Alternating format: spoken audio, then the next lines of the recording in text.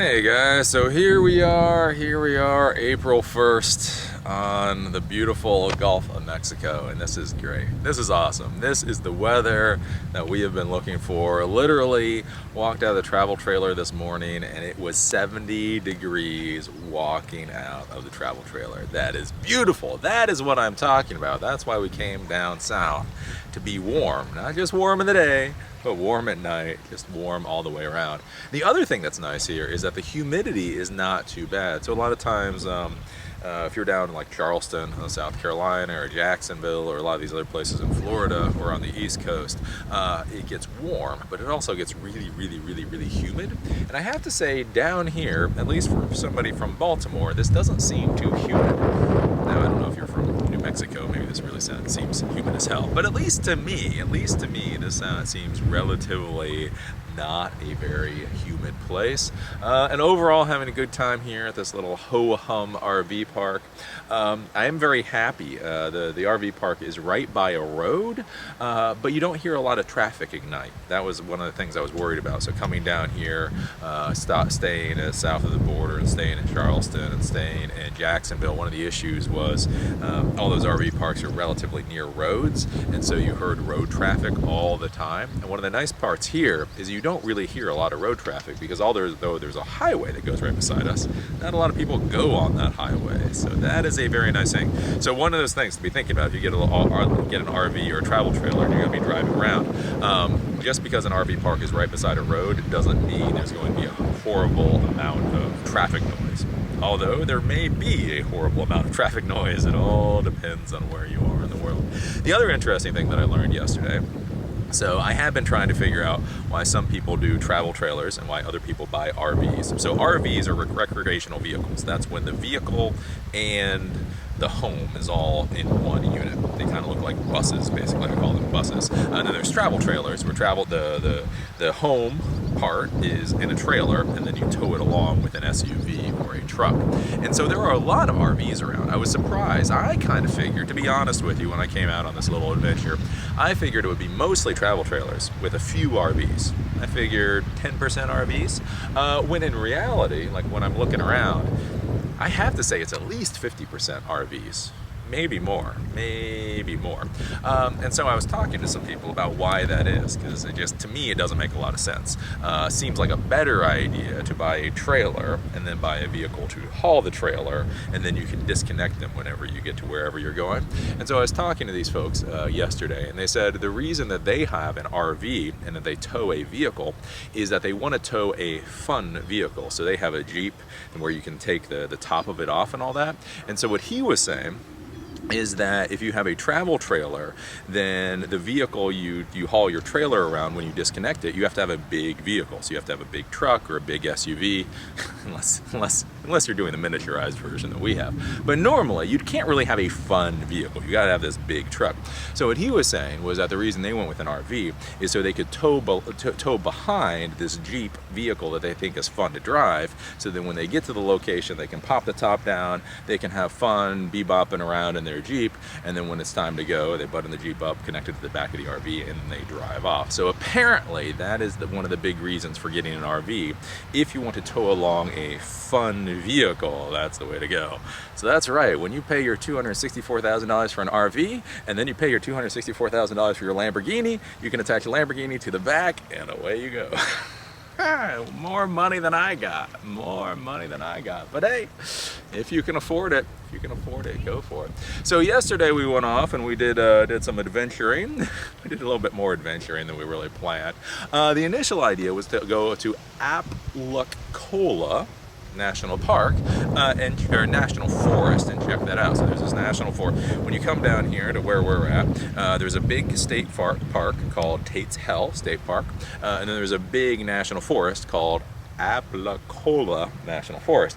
And so when I had researched Apalachicola before we came here, it talked about lots of hiking trails and it was a great place, blah, blah, blah. So what I figured is we would just drive into Apalachicola yesterday, because we don't really have a plan. We're just kind of going with the flow. So I figured we'd go into Apalachicola, just drive until we saw some little stupid marker for a hiking trail, and then get out and do the hiking trail. Especially being our first day here, we weren't looking for any cool, exciting hiking trails. We just wanted a hiking trail. That does not exist really too much in Apalachicola. Apparently, there are very few normal hiking trails that are marked, and they're all up to the northern section, so we will have to look at that one of the other days that we're here. So we drove through, and if you come to Apalachicola, there are a lot of Jeep trails. So you can drive your Jeep or your ATV or your vehicle or whatever into the forest, but there's not a lot of designated walking trails where you walk up and there's a stupid little map and you look at the map and you go, oh look dear, this is a 5-mile hike, this seems beautiful. That's not really what you find in Apalachicola. What you find in Apalachicola is you go down the road and then you see this random dirt road that goes into the forest. You can follow it or not. We followed a couple of the roads. Seemed like very nice areas. There's a lot of very nice camping in Apalachicola. Like $3 a night. You just drive in and you can set up your camping spot or whatever. That seemed very nice. But otherwise, for the hiking, it didn't turn out so well. There was, we did find, what's it called? The Florida Trail. There's this trail that basically goes through a huge chunk of Florida. And so we did find a section of that. And we started hiking on a section of that until it turned into swamp. We're like hiking along and then all of a sudden it turns into this massive swamp. Like, damn it. And so we go the other direction and then we go the other direction and it turns into a swamp. So that didn't work out too well. So we did try to do that hike. So when Apalachicola didn't work out yesterday, we figured we had to do more research on that before we go back.